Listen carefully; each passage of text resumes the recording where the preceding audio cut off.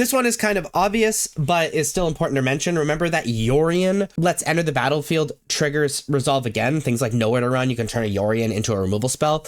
But also a big reason why we're playing it is it resets impending. By resets, I mean it just removes impending. So if I have 2 impended overlords that are not creatures, and I play Yorion and bounce them, not only do I get the enter the battlefield triggers again, but they enter as their creature form, which can cause giant swings. And then the last thing that's important to mention is what to name with Cavern of Souls.